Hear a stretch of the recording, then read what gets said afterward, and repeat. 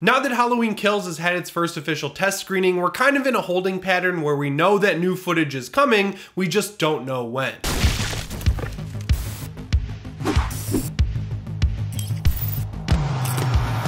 A lot of you guys have been asking me when exactly we're going to see that footage, so I did a lot of digging around online, and while I don't exactly know when it's coming, I have a few good ideas. But going off the fact that Halloween 2018's first official trailer dropped in the middle of June of that year, I would guess that that's the safe bet for Halloween Kills. We'll probably get the first trailer right around June of this year. Now, the interesting thing about that footage we saw in June is that it was actually first shown in March at CinemaCon, which is why I was able to do a video on it so early back in 2018. It's the exact same thing that actually happened with Warner Brothers in It Chapter 2 last year. So because of that, I looked up when CinemaCon actually is this year out in Las Vegas, and it turns out it's a little bit later than normal. It's from March 28th to April 2nd. To be totally honest with you guys, I don't understand why, if Universal is going through all this trouble to make sure they have a trailer ready for CinemaCon that they're going to show to a bunch of people who go to their panel, why they wouldn't just release it to the public around the same time. Now, on the one hand, CinemaCon isn't really a movie convention per se, it's basically a convention for theater chains and theater chain owners so they can go check out what movies are coming out throughout the year, get ready, and kind of decide what movies they want to make sure they're going to play as they come out. But press also get to go to CinemaCon and get to go to these panels and see these trailers, and then they turn around and write up articles on it, which gets people excited. So if people are excited the first time they hear about this footage, that would be the prime time to release it, in my opinion. I don't really understand why they would show it to these people in March but then hold it till June. I guess that might be a little ignorant of me as someone who's not a theater chain owner and doesn't get to go to CinemaCon, but you know, it was a little weird to know exactly what was in the Halloween 2018 trailer for months and then to see it and be like, yep, it's exactly what it sounded like in March. It's pretty cool to see now, but I would have been just as excited, if not more, to have seen it in March. Unfortunately, there's even more evidence that says we're going to have to wait a while for the Halloween Kills footage because Universal is actually putting out a lot of horror movies this year, so I guess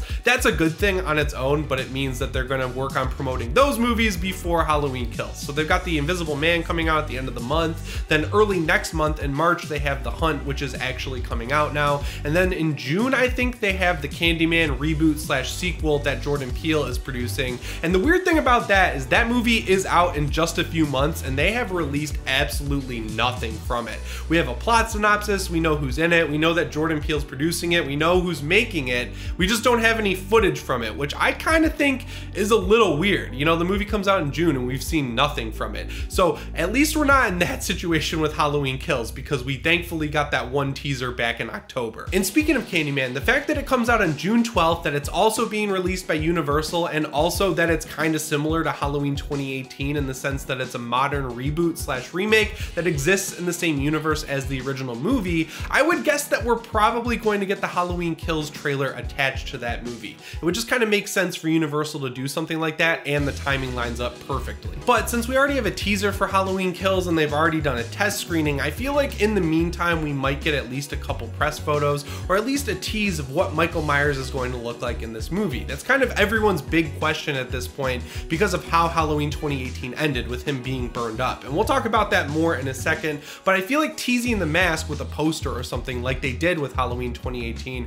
would really only benefit them because it would get people talking. You know, people really like having something they can look at, and that's a really good way to tease it without actually showing us anything substantial. Another reason I'd like Universal to get some of these Halloween teases out of the way is because we also have Spiral from the Book of Saw to look forward to in May. And as we get closer and closer to May, I really don't want Halloween to take away from that movie's press cycle because it seems like a really smart reinvention for the Saw franchise, and if people are just talking about Halloween when that movie comes out and it underperforms, that's kind of gonna suck, especially if it's a really good or as good as it looks like it's going to be, because they've already moved it back from October as to not compete with Halloween Kills. So if Universal puts out all of their marketing right around the time of that movie, that would just kind of be a little bit of a bummer because I want more big horror franchises to be excited for other than Halloween, because you know, we don't really have any right now, and that sucks. But speaking of Michael Myers' mask and Halloween Kills, while I was writing this video, I was looking through Twitter to see if any of the people involved with the movie have posted any new pictures or anything,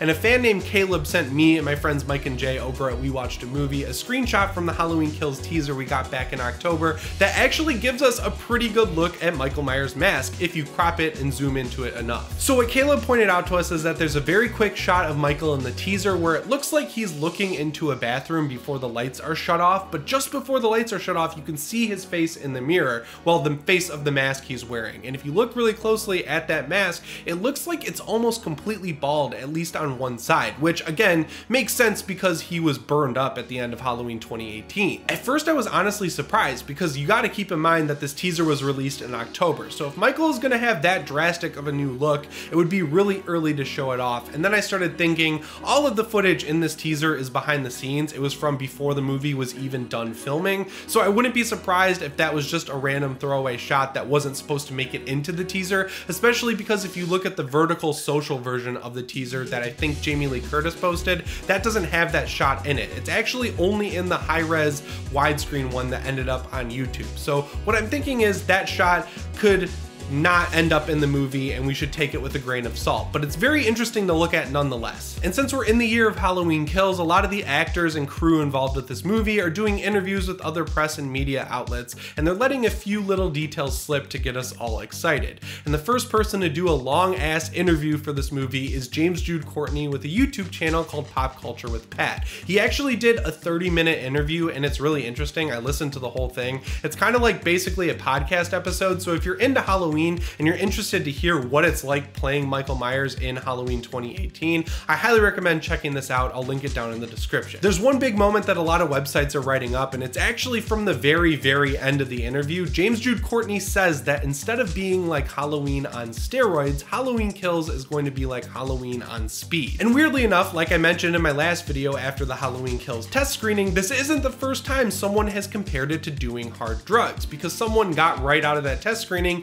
and tweeted that Halloween Kills is like Halloween on acid. I don't know if that means anything, but it's just kind of cool and it gives us a sense of the tone that this one is really going for the throat. And ironically enough, we have yet another person saying that Kyle Richards' acting absolutely blew them away on set and that she's doing a killer job. But honestly guys, I'm totally happy to eat crow on this one. I will just accept the fact that I was wrong to say that bringing all of these actors back would make it feel like Halloween Kills the ride, because at the end of the day, all I want is a good movie, and a lot of the right people are saying the right things, so I'm just happy to be wrong here. My favorite part of the interview though came when James Jude Courtney started talking about the end of Halloween 2018 and how they reshot it. And the first thing he did was confirm that yes, all of the stuff where he was thrown into the basement of Laurie's house and then engulfed in flame, that was all part of reshoots. None of that was supposed to be in the movie until after the test screening. He also revealed that he is the person under Michael's mask in that scene, and that all of the flames around him are completely practical and not CGI, so he actually wasn't supposed to be the stuntman working during that scene. He talked a lot about how stressful it was because he had to have a lot of flame retardant gel slathered all over him, and then he had to put on the full Michael Myers costume. And not only that, but he had to keep very calm